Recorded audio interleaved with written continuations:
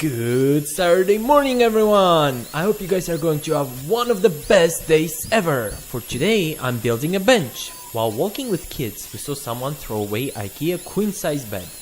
And although most of the bed itself was just compressed sawdust, the mattress base was slated pieces of wood. So off I went, dragging the bottom of the bed to my garage, and after I sawed off most of it, I proceeded to use my table saw to cut them to rough dimensions I would like.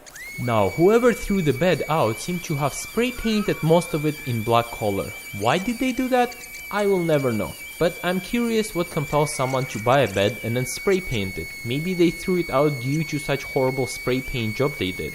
Those black pieces of wood would actually stain my hands if I gripped it tight enough. So I proceeded to sand the wood until I could see it raw. My son was of great help here. I actually did the first one with him, and the rest I left him and he did it all by himself.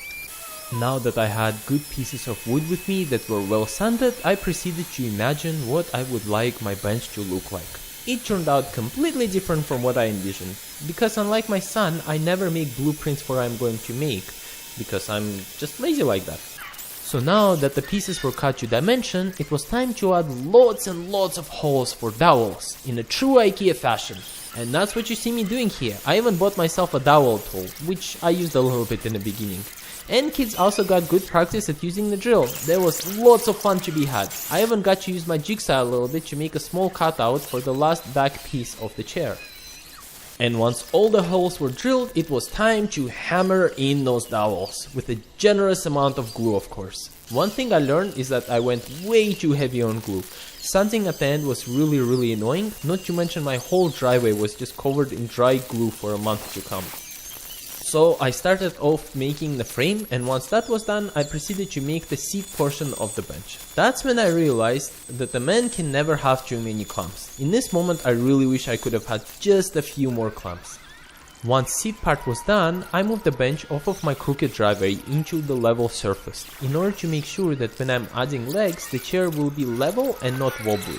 Surprisingly, it did work actually. I wasn't expecting it to. And as you see, I learned from my mistake with glue and used towels to catch glue dripping. Although thinking about it now, I still should have used way less glue. Then I decided to do the back. But then I changed my mind and thought that doing the handrest is better. So I did that.